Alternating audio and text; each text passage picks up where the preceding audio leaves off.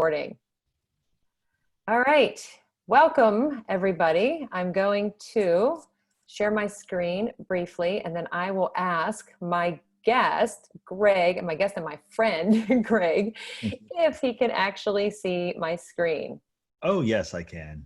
And all right, so here we are back to Learning Revolution, my show Thrive in EDU with my guest, Greg, who I've known for, I want to say almost 6 years now, that I met in a Twitter chat that I didn't realize where the chat was actually happening from, but we've been connected ever since then. And so I love getting to know people and then meeting them in person and connecting over the years and just seeing the work that they're doing. And so briefly about me, I am Rachelle Dene Poth, and so every week I have this show. We talk about education, lots of emerging topics and trends, and you name it. So hopefully people will join in. Would love for everybody to connect with me on Twitter, on Instagram, and then of course to connect with Greg as well. But I stay involved in a lot of activities which keep me learning and keep me on the move all the time, but I won't spend any time talking about myself because I'm going to ask Greg to introduce himself, and I'm going to stop the little screen share there because I think I got a message that said it was paused anyway. So Greg, welcome to today's show. Could you tell us a little bit about who you are, where you're from, and all of that good stuff, what you do? Sure. Greg Bagby. I am from Chattanooga, Tennessee. I'm the coordinator of instructional technology for Hamilton County Schools, which is the district that Chattanooga, Tennessee is in. And for the most part, within that district, I do a lot of troubleshooting. The position was created when we decided to go one-to-one a couple of years ago. I was an administrator at the time, and I got pulled out of the building. Well, I volunteered to leave the building in order to help with the one-to-one initiative. Since then, I've become the Canvas administrator for our LMS Canvas, and I help teachers and students. I love when I get to work with the students. That's actually my favorite. And principals. I help them integrate the technology into either their lessons or their learning or their professional learning for their teachers. I've had the pleasure of working with teachers, students, and principals, and I love it. Aside from that, I also do some work with NCCE as a professional learning specialist. Because of my day job, I don't get a lot of time to do the work with NCCE that I would like, but NCCE, I do work with some districts. A lot of times after hours, I would do late night webinars with, late night, 7 o'clock webinars, seem late to me, late with like New York Public Schools or a group in Oregon or wherever. But so I do webinars and trainings for districts around the nation with NCCE. And aside from that, I like to play on Twitter, and I like to follow all the great things that you do because you are like nonstop. So anyway, that's Greg. That's Greg. Greg does a lot, and I'm fortunate to have been able to see you a couple of times in the past. Well, I mean, it'll be going on a year, but I was lucky to see you back in December at TETC and then at FETC again, which feels like years ago at this point, right? Yes, it does. Well, that was just a few months back. Wow. I know. And that's when, we were traveling and thinking about different conferences. But I love going to conferences just because you get to make those connections with people. But I love going to FETC because of all that it brings in about ed tech and being able to, learn from so many different people from around the world. So yeah, lots of, even this year, I think one area that I was focusing more on, because I didn't understand, it was like esports, or even in January, I went to BET in London, and being able to see some different artificial intelligence and augmented virtual reality and things like that. So, and I might add, back in December when I got to attend one of your presentations, that was, I stuck into the back of the room with Tara Martin, and you were presenting on the VR. I remember. Yeah, I know. So it's all good. And I know that people that are joining us here today in the chat have a lot of experience with AR and VR and have joined me on many occasions to talk about artificial intelligence. So we will have a really good conversation. If anybody has questions, please join in. And I'm going to pause this for one. All right. So today we're going to talk about whatever everybody wants to talk about, right? Ed tech, emerging trends. Greg and I have some statistics. Oh no. I hope she's recording still. About, but Greg, anything, in the last, I'll throw it out to you first, but anything in the last, say, I don't know, 2 or 3 weeks in this summer that maybe was a professional learning event, a conference that you joined in, or something that you led that's maybe tied into, I don't know, AR, VR, artificial intelligence, technology? So I've not attended many conferences. Actually, even though I've gone to a couple of virtual ed camps, which have been really cool to have our virtual ed camp. Most recently, I guess I was speaking with some folks about Google tools and using tools for this distance learning, and just trying to get folks up to speed as to what they can do and the tools they can use inside of that. Nothing specifically with VR, AR. However, I sent an email to a friend of mine who works, who works at a university close by, Tennessee Tech University, and you need to come visit. They have a room where the students can sit down. I'll explain this room real quick. Students can sit down, they put on their VR goggles, and one student with the VR goggle is the teacher in the classroom. And as they look out, they see these other students in the classroom, and these other students are the other folks in the room.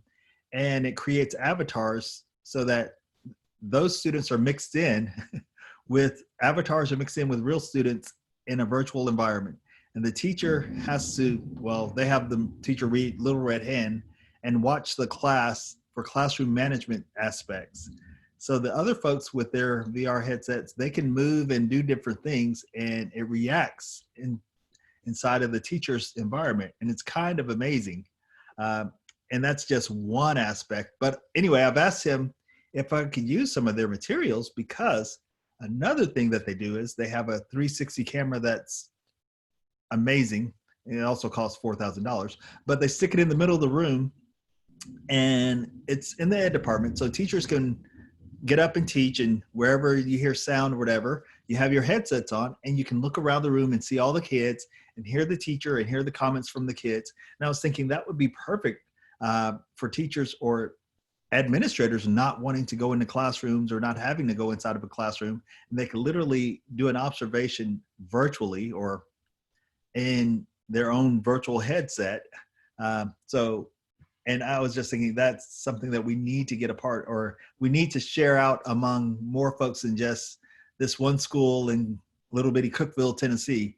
So I've been messaging the guys up there saying, hey, what would it take to try to build something like that here in Chattanooga? So that's the only thing that I've been doing with VR and AR within the last 3 weeks. But I think that's kind of amazing. Just wow. Saying. The price tag on that, $4,000? Well, yeah, and that's just the camera. Yeah, wow. That is, I don't know. It all sounds amazing, like the possibilities with it, but of course the funding part of it and the longevity of how long those types of things would stay around. I know that I have I have 2 Oculus Go headsets that Jamie Donnelly a couple of years ago, I think, started to use Oculus Go. And I think there was a sale. So I bought the first one, and then I thought, oh, well, maybe I should have a second one, because it seemed like everybody was buying 2. And so I bought a second one, and I have not used them in a while. And now I find out that come December, that a lot of the platforms of things like that, they're not going to continue with the Oculus Go. I know.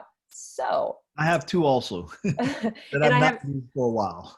Yeah. And I have 2 at school that we weren't able to really get to work on the network for some reason. Now, when I started to set them up, it said that the time, I forget what the amount was, but it was a ridiculous amount of time that it was going to like keep downloading or whatever. And I thought, I don't remember it taking this long at home. And so I thought, what is wrong with these? So I brought them home and I set them up just within a few minutes. So there was something when they changed the network settings that I couldn't use I couldn't use my Spheros anymore. I couldn't hook them up with the iPads.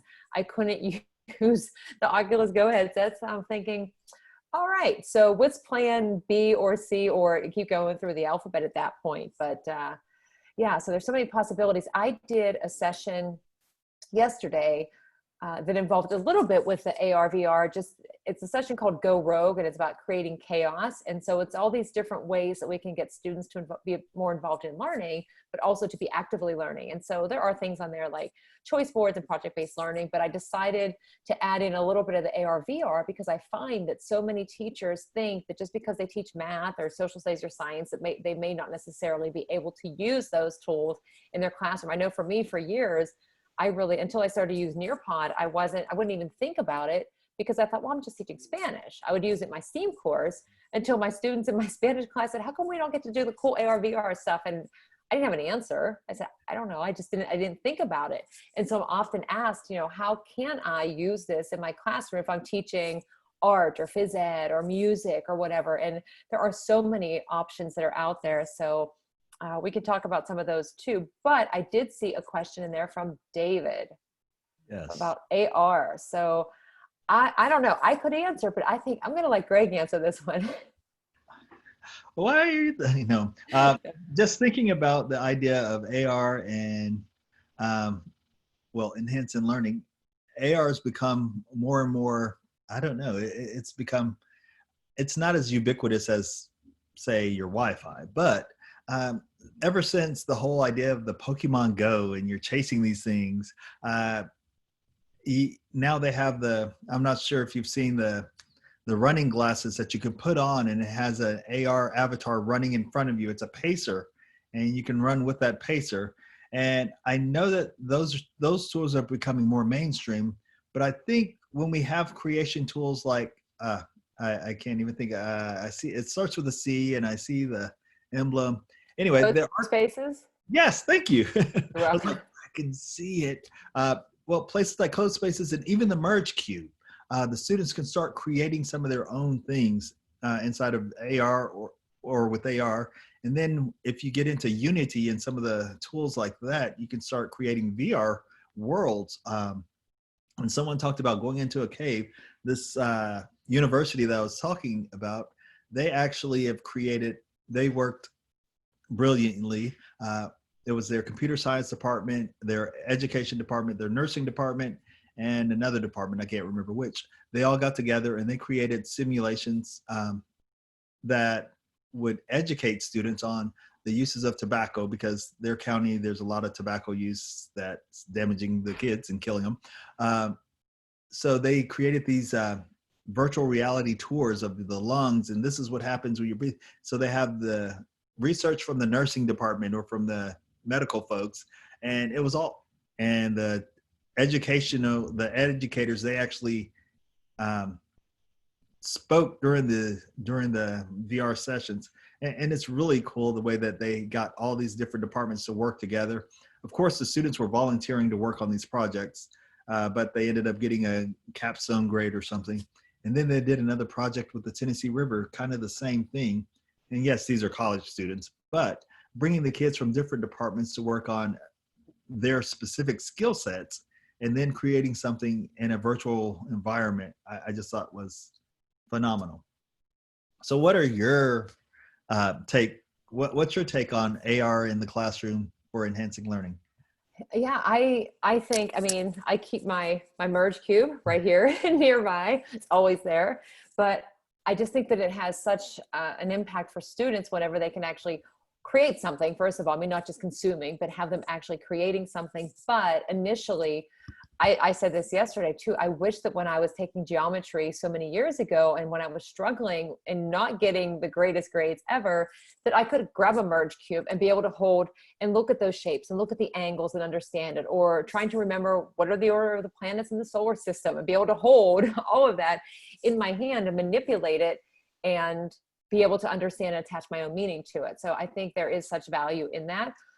There are so many tools out there that I know that it can be, you know, where do I start? And for teachers with not having a lot of extra time, I mean, here we are, summer's off, right? We've all been learning. I don't know actually what a summer off is.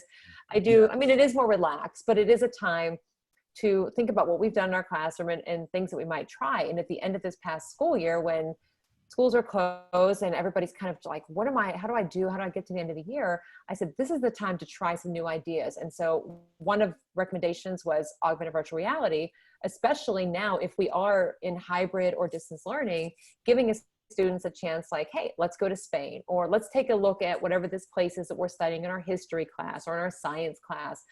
Or printing out a merge cube and being able to manipulate something or dissect a frog without actually having to dissect the frog. So my students have created a lot of things using CoSpaces.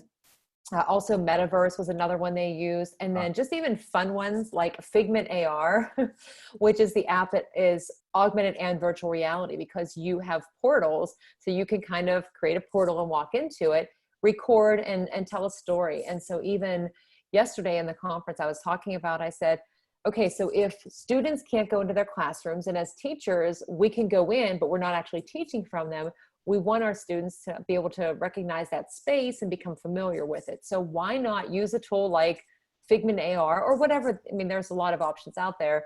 And go into your classroom and kind of add in some different characters. You got the augmented reality, maybe put a portal in, but all the while you're kind of narrating and recording it and showing what the classroom looks like, but adding in some fun, characters or animations or effects just to make it a little bit more engaging. And then also giving students a chance to create with it. So it's fun to learn from them. For a long time, I thought I had to be the expert in all things. And then I realized I never will be the expert. So I always go to Jamie Donnelly to find out information about things, or even David and Denise here. I mean, we're often involved in, and it's Wednesday night too. So it's AR, VR, and EDU, but you just have to pick one thing to start with. And CoSpace is a great one. Learning curve for me was pretty high when I first started to use it. I don't know about, what was the first AR, VR tool that you used? That I used? So I was working with some kids at the STEM school here in Chattanooga, and I didn't know any better. I didn't realize that I see lots of great things running in the chat. I didn't know any better in regards to AR, VR. And my first jump in was Unity because the students, their assignment was to create, how in biology you have to create your cell model. Everyone had to do it in Bio 1. You create a model of the cell. Well, they had to do it using Unity. So I just thought that was something kind of amazing. So I worked with the students. Yes, I had the students teach me how to use it because they knew and they loved it, and it was kind of fun working with students and then showing me how to create. So we created. They're so much better than I am at creation in that space, but it was really fun just learning the aspects of it. And then someone said Second Life. Ooh, I remember Second Life from, I don't know, was it 10 years ago? Okay, maybe not that long ago, but it's been a while since I even actually, I was at a conference where someone talked about Second Life several years ago, and I had to speak at that same conference, and I was the only speaker. It's a one and done, one person up. But I reminded the folks, hey, remember Second Life? Let's all get on Second Life. And they're like, no. But I just think of what the kids have done with Minecraft, and how they use Minecraft in such a way where they can create and build. And then I say, okay, let's take this to the next level so we can actually put it in a virtual reality world that we can be immersed in. That's what my goal is, to get all my kids, they're not my kids, all the kids at these other people's schools, not only doing Minecraft, but creating virtual worlds, be it with VR, AR, whatever, so that they can immerse themselves and create on their own. Yeah. No, I don't think it was as much as what I said before, so don't worry about it. But I remember like Second Life a couple of years ago with ISTE, the Games and Sims Network were having meetings in that. And I know I created an account, and I think I started with it, but I couldn't figure it out. And I'm trying to think, when I first got my Oculus Go headset, I remember joining in a meeting. It was Brian Costello, myself, Jamie, and I'm trying to think, I don't think it was Michael Fracano, but there were four of us, and just being amazed that I was sitting actually where I am now, and I could hear Jamie, and we're all, the four of us are around playing a game, interacting in this space, and she had it all decorated. She had our pictures on the wall. It's just like, how does that happen? And even a couple of weeks ago, actually a couple of months ago at this point, thinking about how fast time has gone, Mozilla Hubs, so web-based XR, and just going into that. And I did it with my students in my STEAM course, but then Jamie joined in on one of the Fridays, I guess our last day that we met, and was interacting with my students and teaching them about it. And the week prior when I had done it, I just knew enough because I had joined in with Jamie a few weeks before that. And so I'm trying to explain to my students, well, here you have to do this. They already had their avatar, added their name, added objects in, took screenshots. I mean, I couldn't even say hello, and they just went with it, which I think is the greatest thing. Is like, we just need to know enough to get them started, and then let them just take off and go whatever. And then we learn from them, of course, although I'm still trying to catch up in some cases with some of it.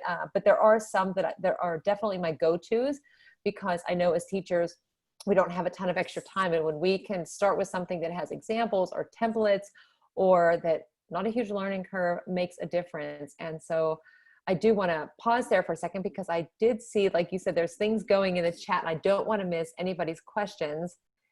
And oh yeah, Second Life. Roberta asked about Second Life. And then let's see, I thought there was one more. Oh, which of the various XRs would you suggest for remote learning folks who are pretty much stuck in our chairs? Yeah, the Mozilla Hubs is one that I know. I talked with the CEO of LearnRoll Class Immerse VR, and they are doing and having meetings in Mozilla Hubs. I have not done that. The Oculus Go is kind of fun if you can do those. Greg, do you have any that you know of, or that you've joined in? Or anybody who, I mean, ask the questions, answer the questions in the chat too, because I find... No, I have not. I have gotten on the go and gotten, okay, so I've watched some basketball games with some friends. But yeah, even though we did this whole, in my district, we had this whole movement. We had a AR VR cohort where we're going to have teachers, of course, Corona ended it. We're going to have teachers experiencing AR and VR with their students. We went out and did all this, I guess not necessarily reconnaissance, but we went out with 360 cameras, cheaper than $3,000 or $4,000, and took shots. And we're going to have our kids develop a scene based on the different shots that we took. And then we had some 360 video cameras, and we're going to allow the kids to use it all. But of course, Corona happened. And we wanted the kids to be able to meet up. We're trying to figure out ways to have the kids meet up in spaces that they created, or spaces that we generated. Lately, we dove into Nearpod, and I'm trying to get all the teachers to get their feet wet with Nearpod, just using that, the VR option in Nearpod. Since the district has a license for Nearpod, I think it's an easy way to push them into VR that way. Yeah, the Nearpod is great. If anybody wants a kind of a code for that, like CoSpaces has a code. I'll drop that code in here too, just because if people want to try it out. It is, I mean, for me, when I get my students started with it, I tend to just have them explore. I mean, we talk about the differences between AR and VR, and then I let them kind of look at the gallery and see what people have created, and explore it a little bit. So for anybody that wants to try it out, you can certainly use that. For me, I started to use Nearpod just because it had the virtual trips. And as a language teacher, being able to, like, my students say, why can't we go to Spain? Like, you know what, we can. Here we go. Grab your device. Here's some iPads, especially now with our schools, and, field trips and those kind of experiences are great, but obviously we're limited for travel or time constraints or cost. I mean, all of the time, and being able to at least use that. And it's fun to explore, but it's also good to help students develop, global awareness and empathy, just to be able to look at different places around the world, to become curious, to have conversations. So there's more. It is fun to use those tools, but what's the learning behind it? And then when I first started to teach AR, my students were like, oh, we do this already. It's a Snapchat. I'm like, no, it's not exactly the same. I mean, you can make comparisons of some of the things that you can do. So it's interesting. I was so excited about it. And not all students were fans of every single thing that we use, but I did find that I had one student who throughout the entire year, whatever we talked about, just, it was not interesting to this student. I tried so hard. And finally, when we got to CoSpaces, I didn't notice it at first because I was just kind of looking around at the students at what they were working on. And I had a call from this student's mother the following week after the weekend. And she said, I don't know what it is about that thing that you're using in your class, something. And I said, CoSpaces? She said, yeah. She said, that's all I heard about and saw all weekend. And I went, really? And so I logged in, and this student had created so many different projects. I mean, they weren't all fully created, but it was also at the time where students were asking me how to do parkour. And I said, what's parkour? And they gave me this look. They said, how do you not know what parkour is? I said, I don't know. They said, you're the technology teacher. And I said, well, I don't know everything. And then once they explained, I said, oh, I totally know what that is. So this same student had been creating a lot of things, parkour with CoSpaces, and had, I don't know how many different scenes in this one project. And every time I came over, I said, do you need anything? They're like, go away. I said, okay, just let me know when you're done. So when they were done, I sat down and they wanted me to go through it. And after about 5 minutes of becoming very frustrated because I didn't know how to use the keyboard to kind of move through, I was like, what do you mean? The W, the what? I couldn't, they said, just they move. And then they showed me how to do it. So it's fun for those experiences, because when each student finds something that really resonates with them and it sparks that curiosity. And I said to the mother, it took like 6 months to get to this point. And I did look back, and I think in total, that student had created somewhere around 35 different projects in CoSpaces. And I've never seen that. And I've been teaching about this for about 6 years. So yeah, and there was a question about Nearpod. I have the district license. I do also have a code that you can use for an upgrade, but it is one that I recommend a lot, just because there are so many lessons available and you don't have to worry about fully creating. I mean, you can also use Google Slides and get the add-on and kind of create and just add some of that into it. So I'll drop that link in here as well. Let's see what else. Do you prefer creating your Nearpods inside of Google Slides, or do you do on your own, or do you do a PowerPoint, or do you do a mixture? Yeah, a mixture. If I would do presentations like for conferences, and I would make the Google Slides, then just using the Chrome extension to kind of transfer them over. But now they have that new feature that you can go and just start building in Google Slides, and then the toolbar comes up. So that is something I used actually last week, because Nearpod had the Camp Engage event that was going on. And so just trying to figure that out. Yeah, I know. So it was good. So let's see, there's that code. Hopefully that works. And I did see another question, and we will get to that report. Denise said, is it, oh wait, go back to David. What AR or VR apps help you to stay focused and on track?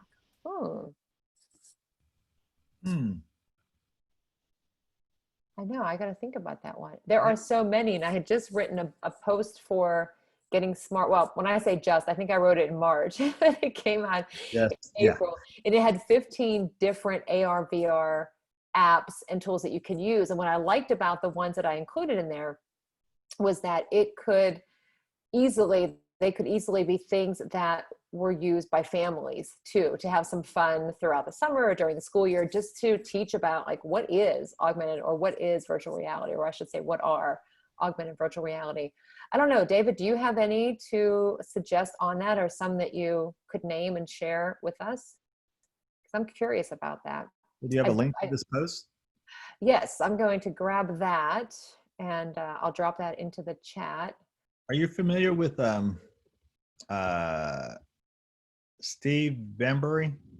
Yes.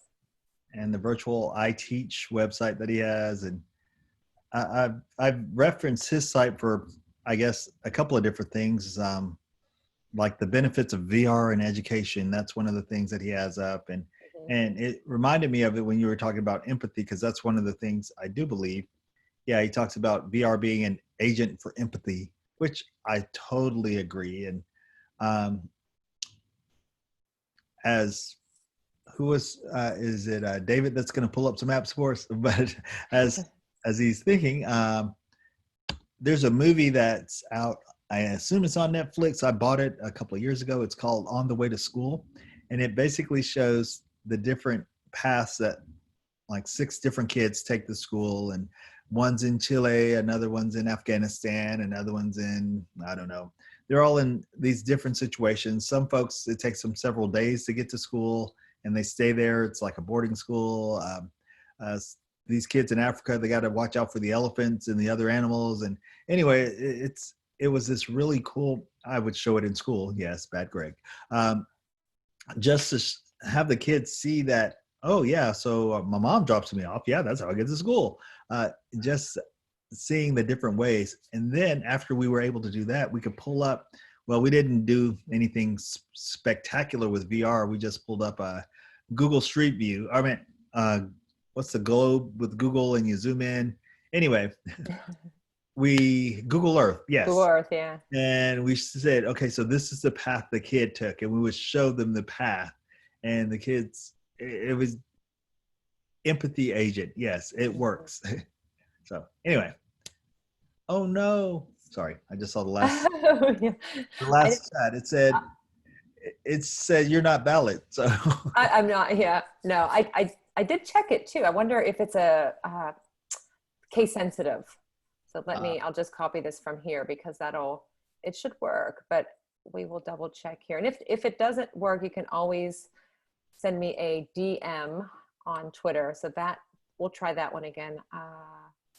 Interesting. I wonder why it didn't work. So other things we can talk about.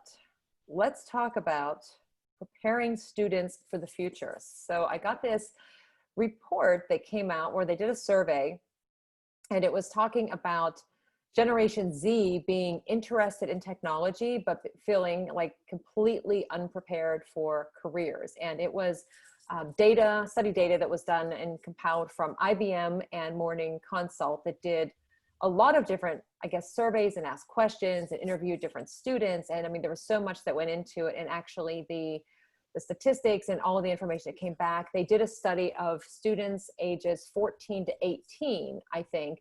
And overall, they said that like Generation Z knows that 21st century jobs are increasing, that especially with technologies like artificial intelligence and augmented virtual reality, which is continuing. I mean, every day I get these reports. You can sign up if you have Gmail, there's Google alerts, and you can put in key terms.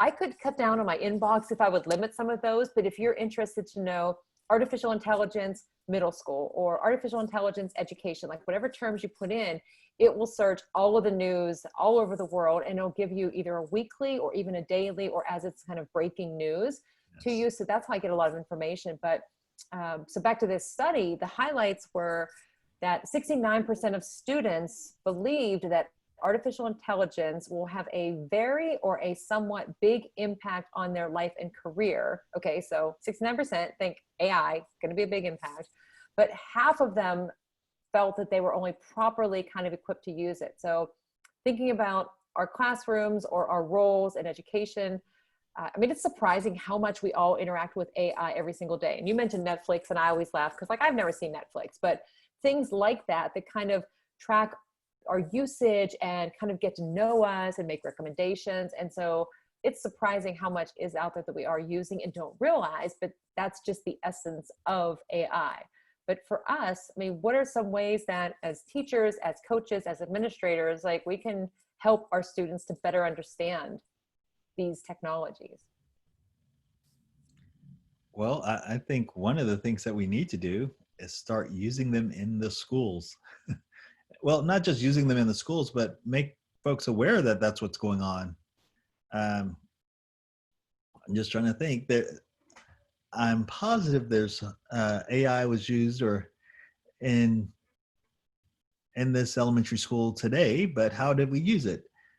I don't know. Just breaking down the things as to what's going on and how, yes, you have this technology that's learning more and more about you. And because it's learning about you, it's doing different things based on what it's learned about you. And that's just allowing the students to see, you know, that's kind of artificial intelligence. It's, I don't know. what do you say? Or you're the AI person. Not just me. I mean, there are other people in this group right now too, but Oh, I remember having, Sarah Thomas does those EduMatch, the tweet and yeah, talk. yeah.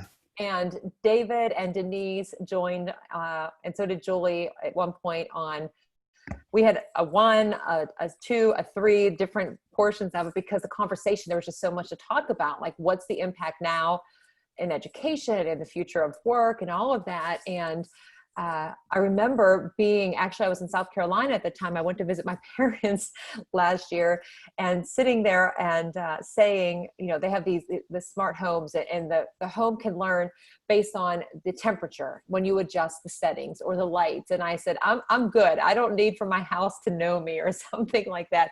I can get up and I can change the settings on the thermostat. I'm totally fine with it. But And yeah. I'm sorry. I was just going to say, it's so nice to say, computer, turn the turn the thermostat up 1 degree. That's what I do in my house. I know. But I also think back to growing up and the TV. I mean, like, oh my gosh, I have to get up from the couch and walk over and change the channel or something. And now, I mean, this is a true story. It's kind of funny. Whenever the astronauts came back and they were landing, and I wanted to watch it, and I never turned the TV on. I turned the TV off a lot, but I didn't, I haven't watched TV in a really long time. And so I remember picking up the remote, and I didn't even know how to use the remote because I haven't turned the TV on. I'm like, I just want to see like the live footage of this happening. And I saw the symbol for voice. And I thought, well, this has got to be something. And so you're right. It did come in handy there because I was like, okay, what do I say? Astronauts, landing, space shuttle, dragon, just random words that I was saying. And I've told that story a couple times, even in a chat, I think, the other day. And Aubrey Patterson was like, I can't believe, you use technology and things about it. And with the remote, I said, yeah, but I don't know. Clearly, I don't know all there is to know about it. There are definite benefits, convenience too, right? If you are looking for something, I mean, on Amazon, like I want to find a book to read, and there are millions of options out there, but based on your history, when you log in, and it recommends things, or music or YouTube. I mean, those things are definitely nice and convenient. So it definitely makes a difference. But I had a list of like 10 things that are common ways that we use and interact with artificial intelligence. And I said, I will never get a 10 on that list because I've never seen Netflix.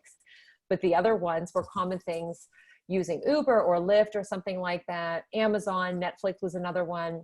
Credit cards, online purchases were more. And some of those things are helpful. I mean, fraud alerts, if you travel out of wherever your normal area is. And I remember being in New York a couple of years ago and trying to buy, I think, a $40 dress at this store. And my card kept getting declined, which was really embarrassing when you're standing there and they're like, it's declined. And then I got a phone call, and it was American Express, and it wasn't even a person. It was just a generated because I wasn't here in Pittsburgh. I was there. I was trying to use this card, and it just automatically set that up. So that is definitely a benefit. I wish that would have existed when our cards were compromised, and we had identity theft about 10 years ago. And that was a big mess, and nothing went off. And we were talking like thousands of dollars. Now here we are. I know that technology would act a lot quicker, but it's interesting to see all the possibilities out there. And Roberta said there's a movie from years ago where the computer run house took over the house. Wow. There are some interesting, even if you think back to 80s movies, I mean, just talking technology, like War Games and Terminator or Minority Report with Tom Cruise, any of those types of movies where you think, even looking back at the Jetsons cartoon, I mean, robots, right? And you think, where did they come up with this? And then you see the realities, and it's like, well, how did they know? Is it that they knew, or is it that they created that? And then somebody decided, you know what, that's a really good idea. So now I'm going to make that happen. So yeah, so kind of talking about a lot of things, I do want to go back to one other statistics. I think it's really interesting too. Actually, two of them. In that same survey, 60% of the students said they're interested in emerging technology areas like the cloud, just regular technology and cybersecurity. And a majority said they were interested in pursuing a career in technology because most jobs require tech. And I think that especially now, with the way things are. I mean, we're working remotely, and a lot of businesses, even big corporations, are having their employees continue to work remotely. And some are saying, I mean, the end of this year, I almost said school year, and even into next year. I think that a lot are finding that it's, I don't know, that it improves the workflow. It's more cost effective. People can collaborate. And so looking at the future of preparing our students, my students were, I mean, obviously overwhelmed having all of their classes online, as we all were, but I said to them, okay, take the positive out of this. Like, this is going to prepare you for something, whether it's you're going to college, you're going into a career, or you might have to just work remotely, or I said, you might be working with artificial intelligence or a robot or something. Like, you just don't know what is going to happen 5-10 years, because things are changing so rapidly. So you have to at least understand the technologies that are out there and build some of these different skills. And for teachers, I mean, there's a lot to know, but I think when it comes to things like artificial intelligence and augmented and virtual reality, again, just knowing enough and having some resources to use that you can share with students and to see what they do with it. And I also had written another blog about artificial intelligence, because since that's where I got my interest, I thought, wow. And I took the ISTE course, and I know David and Denise do a lot with it, because I pulled them into conversations, and Denise went to the symposium, I think it was last year, or maybe it was earlier this year, I can't remember, but offhand because of the whole time thing, but she was there with Dave Turetsky, who has the AI for K-12. And I know that there was just so much learning that happened there, and to be able to connect with other educators and see what they're doing. Even in Pittsburgh, one of the schools, and you know Justin Alio, he is at Montour, and they have a middle school artificial intelligence curriculum. So there is a huge, huge growth in the area of especially the AI. So I'm looking, I was trying to read through the study because you just said, no, but so it seems like the students are becoming aware, maybe they're digital natives, but they realize they're not digital learners, in the sense of they don't, even though they know how to use the tool, so to speak, they realize that there's more that they need. And I think that's a good thing, because, and I think teachers need to realize that as well, that even though they're digital natives, that, and I know some folks hate that term, digital natives, and you may be one of them, but but yeah, I think the whole aspect of learning these tools and being able to manage these tools in a way once they are gone, I think they're feeling it, so to speak. Yeah, the digital natives, and I mean, just even with my students, they have so much technology, but we often figure, oh, well, they know how to use everything, they know how to do everything, and they don't. And so that's one of the things I love about my 8th grade STEAM course, is I get to teach them about old technology, all the changes over time, and then the basic skills. I mean, how do you send an email? How do you attach something to it? How do you take a screenshot? How do you properly write an email to somebody? And then just kind of progress throughout the year. And okay, so question. So how do we prepare the parents for the digital world so they are more comfortable in the fall than they were in the spring? That is a great question. So what I've been doing is creating short videos of the different techs that we use in the district, so that we could push that out to the parents, just because I just want them to be, be a little bit more comfortable with what's going on. It's scary. Well, it's not just scary for the parents, but it's scary for the teachers and the students, but giving them something that can, I guess, calm them. And so I've been doing short videos, be it a video on if your child is using Nearpod, this is what they see, or on our LMS, or other tools that, especially for the younger kids, that they're going to be using. Because confession, I have a senior in high school, and I don't see me working side by side with him on a lot of stuff this year. I'm thinking, nah, kid, you're on your own. But they will start school. Well, I don't know. They keep pushing it off.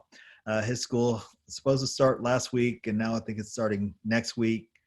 And my brother-in-law who teaches there said, I think we're going to be after Labor Day. So who knows if he's going to ever go back. But I've been trying, like I said, just making videos, simple videos that they can watch on their own time and just get familiar with some of the tools that are being used. Mhm. When I was a principal at a school, we used to have lunch and learns where we would train parents on how to use the Chromebooks when we first got Chromebooks in, because they were like, what's a Chromebook? And then we had this thing with Tech Goes Home Chattanooga, where we would bring parents in, a parent and a student. They would spend 15 hours of learning after school, and we would show them how to use the different apps on the Chromebook, as well as how to connect to different websites in different places. And the way that it's set up, after you finish your 15 hours of class, you pay $50 and you keep the Chromebook that you've been working on. So that's what we did when we were live. But now, actually, we just finished a couple of those virtual sessions with teachers. So maybe we'll do a virtual session with parents as well. But that's all we're doing. That's all. That's not, I mean, oh, that's all. That is a lot. But I mean, just it is tough now just thinking about how to inform parents. I mean, with all of these different technologies and things and teaching the students and then trying to balance all of the online learning. I mean, we could just keep talking until next week too. Yeah. And, but there are some resources out there, and I did drop a couple links into just some different blogs. I mean, Getting Smart is one that I do write for, because it pushes me to explore a lot of different topics. And then of course, I mean, the things that I'm writing about are things that I'm doing in my classroom and lessons that I'm learning from my students, but also just being connected with people like Greg and Denise and David, who are in here too, seeing what they're all doing, because I learn a lot faster like that. And then even events and webinars and sessions just like this show too, I think are great plus it's always good to be able to see people now, especially my friend Greg, who is in my favorite place in the entire world. I must say. But the other thing that I wanted to mention too, and I know, Greg, you know Jennifer Casa-Todd as well. She wrote the book Social Media, and she is writing another one that's focused more on empowering students, but also helping parents with digital leadership. And it's focused more on parents and helping them with that connection. And so I think this is a good time for that as well. I do love the idea about making the short videos. I know in my school, we are going to have kind of a parent night and go through a short, I guess, a schedule, and have parents rotate and have different teachers talking about different features of teams, because that's going to be something new for our students and for actually a lot of our teachers as well. But we had some training at the end of the past school year, and there's never a dull moment. There's always something new with technology or new updates, right? Or we get used to a certain app and then it goes away, which is why we can't always focus on that one app or that one tool. We got to focus on what is it helping us to do? Okay. And don't be so dependent on it. Now, Nearpod, I always mention, huh? I was about to say, you're Nearpod. Are you the admin for Nearpod? Yes. Have you seen how things have changed every week? Something changes. Like, wait, no, it was up. No, it's down here. I know. Yeah. And I do love that, with the Zoom meetings, and then even just last year, whenever they pulled in Immersive Reader into a lot of those platforms, I just thought, I mean, it's so nice to see a lot of these companies that really are listening to teachers or to students, even to hear about what the needs are, especially in the past 6 months now that we've been dealing with school closures and remote learning. I mean, a lot of them did step up to offer resources, not just for teachers, but also for parents and families as well. And I just thought that was, it was great to see, because we're in this together, obviously, and having that support. We don't want to overwhelm any more than we are possibly overwhelmed at this point. So great questions that have been coming into the chat. And I thank everybody for joining in. Does anybody have any last questions here, concerns, ideas, resources to share? Well, Feel Roberta free to drop them in. Dropped in not only short videos, but also short interactive simulations. What is that? There's a Chrome extension that does simulations pretty well. I can't think of what it is, but I guess you could do a quick Google search for Chrome extensions. I know. And then there's, well, our district, we actually have a program that does simulations that you can do on your computer. And it's actually, I can't even think of the name of it. It's in the IT building. I'm not in the IT building. I'm in the teaching and learning building. So if I ever want to use it, I have to go to that building. So yeah, with my mask. Yes, I know. It's just, Interesting world. So I was going to say you could just Google it, right? I mean, we can always Google, which Yes, yes. years ago you had to look something up. You had to go to the card catalog to get a book. Now you Google something in less than a second. You have like millions of results for something. It's so quick. So I don't mind that convenience. But I want to thank you for joining in as my guest today. Thank you And for the invite. It's really a absolutely. pleasure. I need to have you back so we can talk about more things and see, how Yes. things are changing and, come up with different questions and things. So I am going to stop recording.